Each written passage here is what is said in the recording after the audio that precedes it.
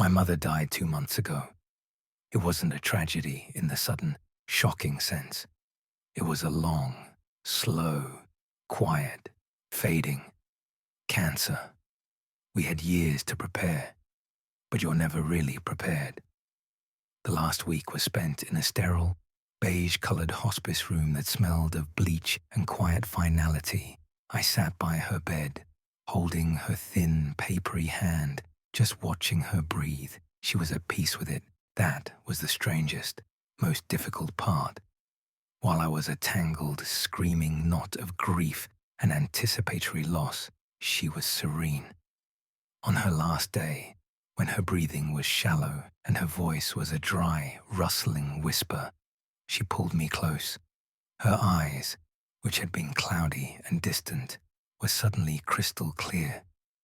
"Don't be sad, my love," she whispered, a faint, tired smile on her lips.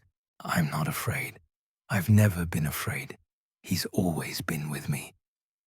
"Who, Mom?" I asked, my voice thick with tears. "My guardian," she said, her gaze shifting to a point just over my shoulder. "My protector. He was a gift from my own mother when she passed. He's kept me safe my whole life. He's never let any real harm come to me." I didn't know what to say. My mother had always been a little spiritual, in a vague, non-denominational way.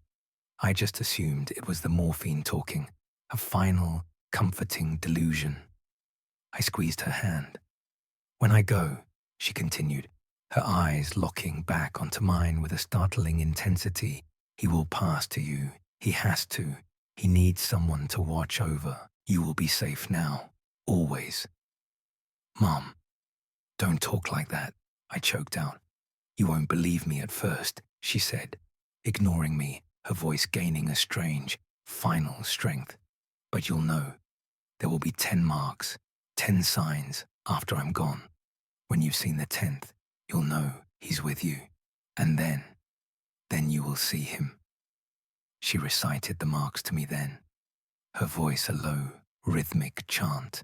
A coin returned, a silent bell, a path cleared, a saved fall, a warning unheard, a fear answered, a scent of the old earth, a touch of cold fur, a voice not your own, and finally, a gaze returned.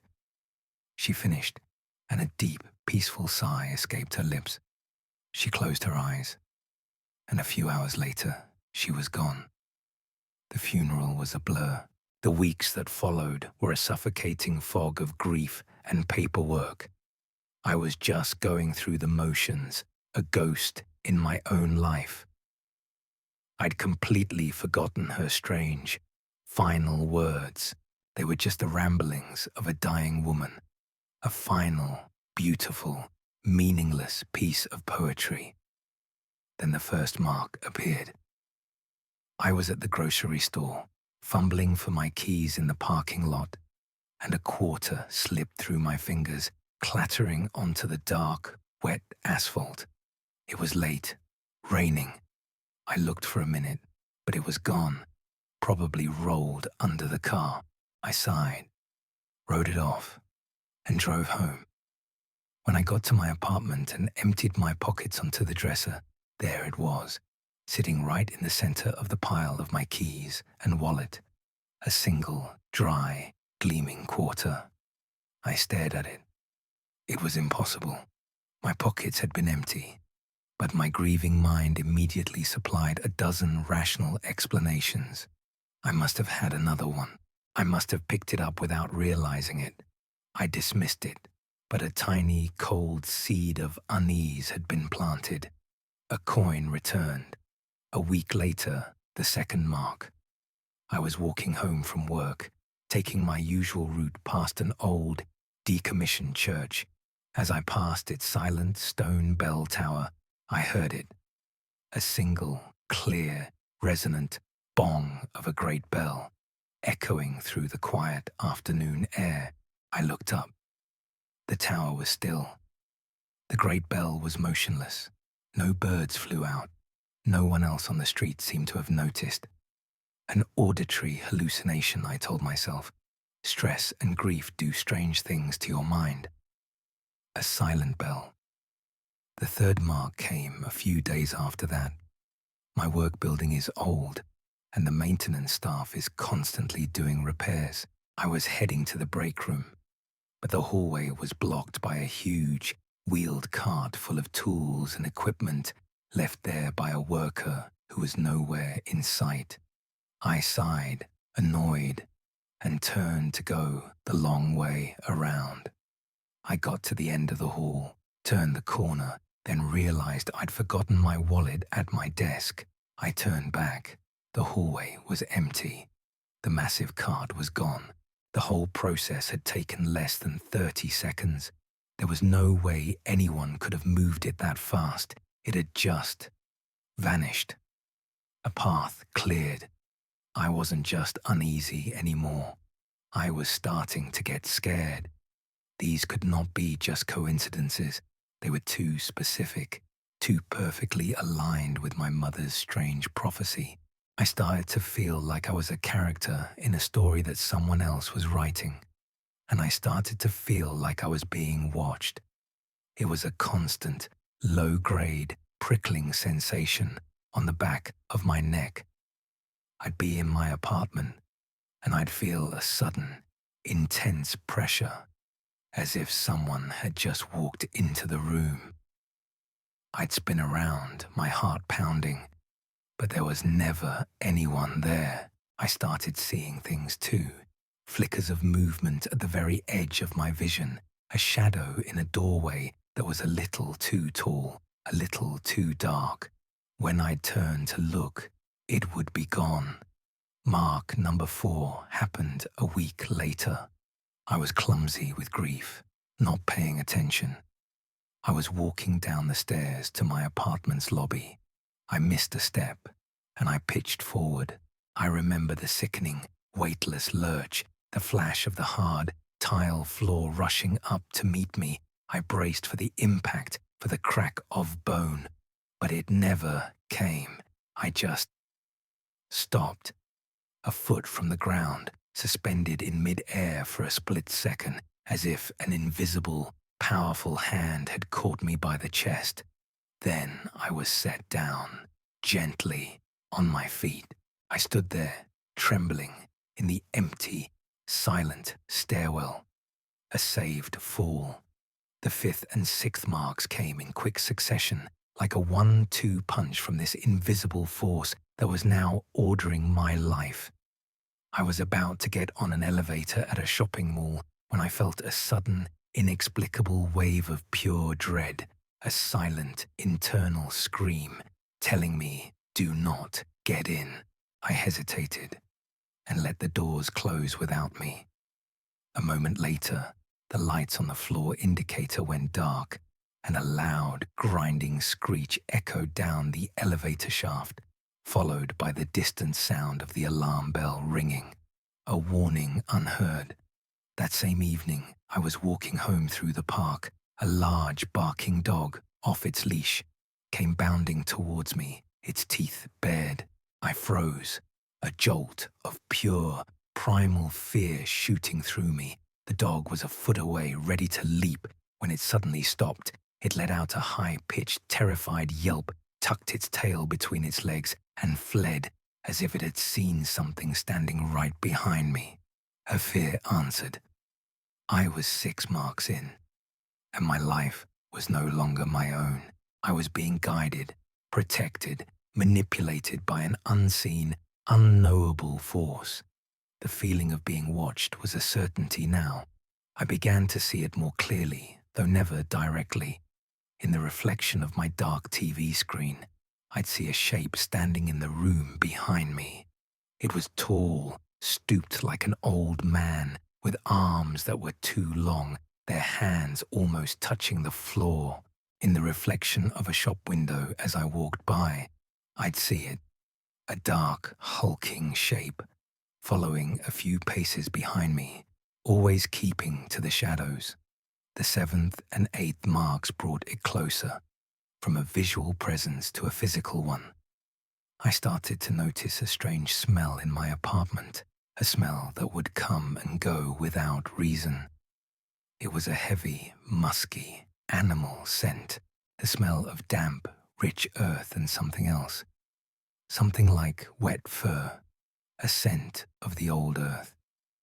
One night, I was lying in bed, the lights on, my nerves a raw, jangled mess. I was drifting in that grey space before sleep when I felt something brush against my outstretched hand. It was a coarse, bristly feeling, like touching a thick, wiry animal pelt. I snatched my hand back with a choked cry, my heart exploding in my chest. I was alone in the room. There was nothing there, a touch of cold fur. I was 9 marks in. The terror was a constant companion now. I knew the 10th mark was coming, and I knew that with it would come the final, terrible reveal. I didn't know what I was more afraid of, the waiting or the seeing. The 9th mark came last night. I had finally managed to fall into a fitful, exhausted sleep. I was woken up, but by a voice, a low, guttural, wet sound, whispered directly into my ear. It wasn't a language I knew, but I felt the meaning of the sound in my bones. It was a word that meant, mine, a voice, not your own. I spent the rest of the night huddled in a corner of my living room, clutching a baseball bat, watching the shadows, waiting for the dawn. Tonight, I knew it would end. The final mark. I sat on my couch, the TV off, all the lights in my apartment blazing. The feeling of the presence in the room was overwhelming. It was a physical pressure, a thickness in the air. The musky animal scent was overpowering. I could feel it, just there, in the dark hallway that led to my bedroom, waiting. I don't know what came over me. Maybe it was a year of grief. Maybe it was weeks of mounting terror. But I was done being scared. I was done being the victim in this ghost story. I needed to see it. I needed to face it. Okay, I said, my voice a shaking, defiant whisper to the empty air. I know you're here. Show yourself. The air in the hallway seemed to shimmer, to darken. A shape began to resolve itself out of the gloom. At first, it was the familiar, stooped silhouette of an old man.